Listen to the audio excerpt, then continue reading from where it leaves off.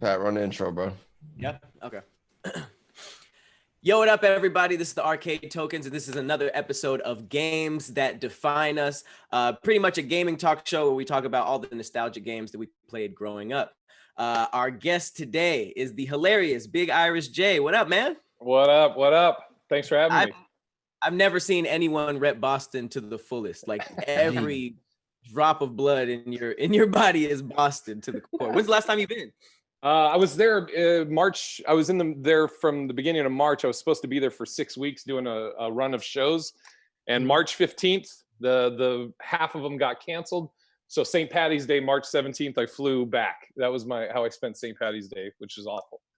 Oh, it was awful. As an Irish man, I'm sure that hurts. Yeah, You wanted to be, two fisting it right there in Boston. Yeah. Exactly. You get it. Yeah, I get it. I'm sure you still got lit though. Just a sad Irish lit. Yeah, I did. I had a bottle of whiskey that night when I got back. You just Face. I gotta do this. Well, that's dope. I had no idea Jay was a gamer, so we'll definitely be seeing him around more often on the gaming channel. But for now, let's just get into it. Who wants to go first with their game that defines them? Khleo? I will go first. All right. Games that define us. This game I played a shit ton. Every day I came home from shooting roll bounce, right? And I shot roll bounce in the summer. So my brothers were on summer vacation at that time. So they didn't have to be at school. So everyone flew out to Chicago while I was shooting this movie. And Khadeem would spend all day playing this game and beating the hell out of me when I came home from set. So the only thing I could really enjoy about this game for real, evenly, was a mode that was specifically added to, Khadeem, you can get ready to cue it up. It was EA Sports NBA Live 2005 with Carmelo Anthony on the cover. When this game rolled out, it was one thing to have Carmelo Anthony on the cover. It was the new guy. He was swagged up. We had AI with the cornrows before, but it was just something about Melo's look and his vibe. I liked Melo. And then they had the slam dunk contest added to it. And the slam dunk contest feature was amazing because you had to control everything from the how you set your dunk up, meaning you could lob it to yourself and have it bounce off the ground, bounce off the hardwood, or you could bounce it off the backboard. You could jump up, catch it, go between the legs, 360. You felt like Vince Carter then when he won the dunk contest. I loved NBA Live 2005. I don't recall if I ever beat Khadeem in a one-on-one game at it because he had all day to spend playing it. But what I really also loved about NBA Live games was that the right analog trigger was your crossover. Yep. I loved that feature. Like if you went down half circle right, boom, you spin move around somebody. I love that was how NBA Live did their remote control setting, man. So NBA Live 2005, that's up there for me, man. Oof. Back when I actually played sports games. This was fire because their All-Star Weekend mode was everything. Like that was way better than actual games to me. Yeah. And when you just got the perfect tens, when you kind of I used to like look up how to do certain dunks because after a while your imagination is just like, all right. But once you got those perfect tens, that was just like the best feeling. Even though the graphics were kind of trash now compared to now, like this was a dope one. A lot of people don't know I don't like Jordans, but the first pair of Jordans I ever got were the Mellows. It's kind of embarrassing. Wow. 1.5, which ones? Like the actual ones? Like his first signature? I don't even know the numbers. I just know it was like he signed to Jordan, and then they were like the all black ones with just like the hint of baby blue on the side, and then the insides were baby blue. Did they have the chrome heel? No. Were they black? They were all black with just a hint of baby blue. I don't even know what numbers they were, but I was a huge Melo fan, and those were like the only ones that I got. I had like that and one other pair. Pat, I'm starting to realize you and our lives are a lot similar, except I live in LA. Yeah, and you grew up with a little bit of money, and mine was in the country poor. My first Jordan shoe was the Melo shoe because Carmelo? Yeah, because they didn't have any other Jordan in my size. I wore a size 14 in 2005, and those were the only size Jordans came in were the Melos. So that was the I don't first. think nobody was like really trying to get them either. So No, it's like my pops was like, if you want Jordans, like these are the only ones they got. So I'm just like, all right, I like blue, I guess. Like I'll take them. they were dope. I like them. I remember I was living with my grandparents. I was raised by my grandparents, and I mean, we weren't like poor, but you know, they didn't have money to spend on Jordans. I remember my grandmother got me, bless their heart, they thought they were hooking me up. They got me these, they were silver like knockoffs. And I was like, you know, not knowing anything. I was like, oh, okay. I got me some dope shoes. First day I wore them, Beaumont Middle School. And I remember he started calling them moon boots. Hey, look at this dude's space boots, his moon boots. So I was like, well, that was fun wearing them for one day. Thanks, Grandma. Never wore them again? Yeah. Oh, no. God, no. I took a beating. I was like, never again, dude. Did they really beat you up? Because I know you were in Boston. No, I grew up in Oregon. I started comedy in Boston. Whoa. But I took a verbal beating, and no, I didn't get physically beat up because I was a big fat, you know, I've always been big, so I was the tallest one in my group. But we used to call it, you know, like people would call it the dozens. We call it capping or stinging. Yep. Good old capping. Yeah, and dude, everybody was stinging on me, and I was like, I'm never wearing these again. Oh man, get easy with you on moon boots. I guess it was because you were big and could beat them up. But dude, I just took a verbal beating. Oh yeah, they'll verbally accost you, but from the distance. Yeah, like, you fat, but they're not gonna say it to your face. It's like, oh, but I'm still hearing it, and it's still having an effect on me. Just like, I'm never wearing these again. Especially when you can't see nothing back. You just hope it's over, and then someone thinks about it. But like, did you see the laces too? It's like, bro, just leave me alone.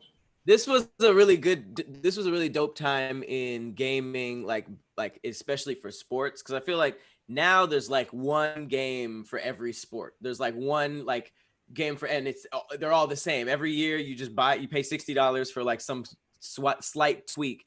But back then, like there was like extreme differences from every like basketball game. Like was this around the time Ballers came out? Yeah. Because this was like the era of Melo, Jermaine. Who's the dude on the Pacers who was killing it?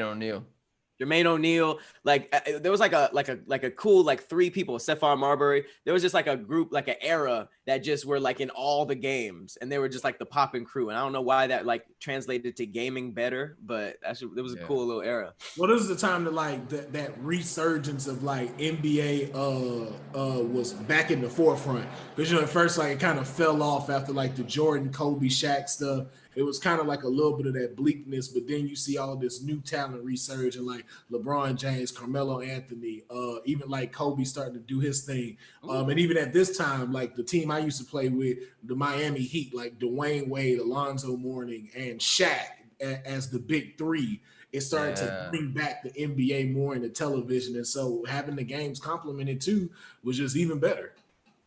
And you know, with 2K, I remember people not liking NBA 2K when it was on the Dreamcast, and then we started to make its transition over to other consoles. Everyone was still playing NBA Live, but then it got to a point where I guess the gameplay style of NBA Live was almost comic-y. Like you could take off 2 steps in from the free throw line, and that animation was a full dunk. Remember the Tom Chambers? You know what ruined Live, and people don't be trying to say this no more? NBA Street ruined Live.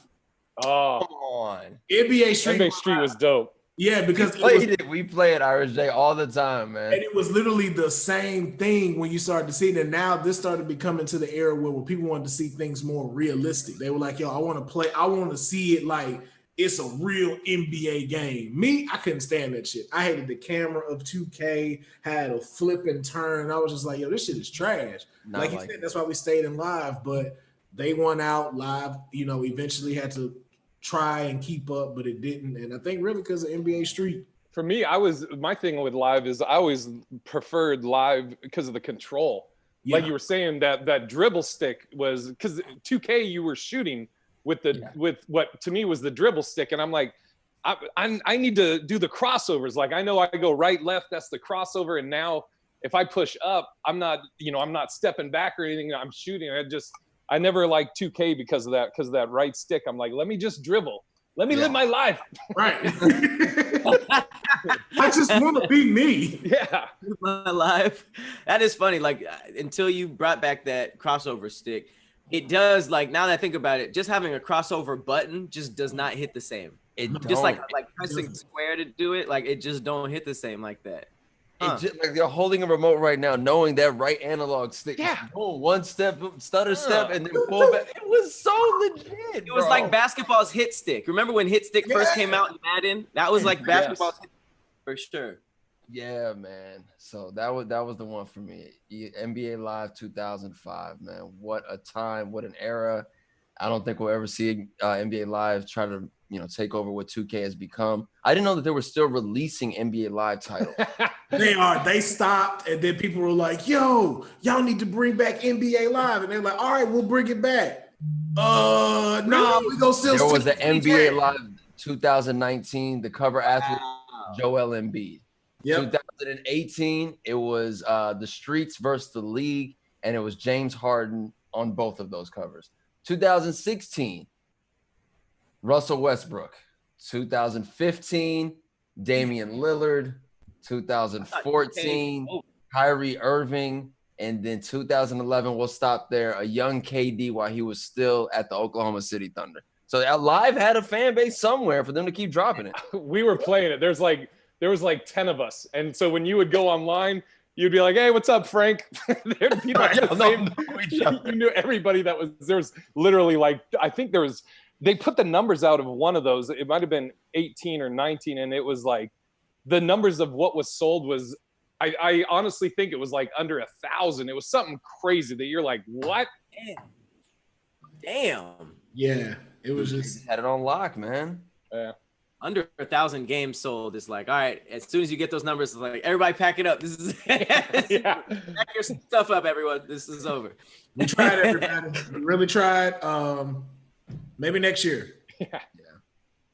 For sure. NBA Live, what is that, 2005 or 6? 2005, man. The one with Carmelo, the one where they debuted the slam dunk contest, added a whole new feature in there. Like you said, the All-Star Weekend was so much fun.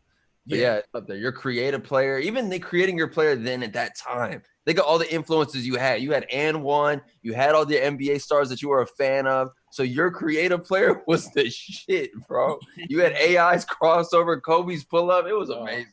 That was a hell of a time, man. Yeah, man. We used to get down with that three-point shot contest.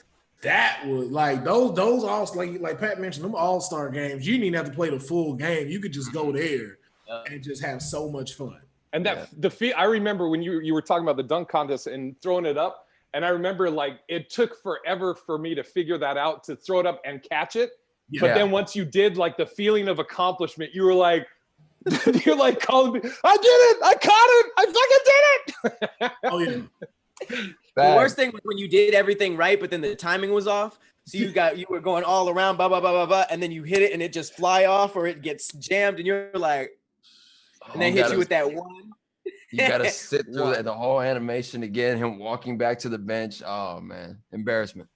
Straight memories. Oh, man. Good time. Golden era in life, fellas. Yes. Yeah.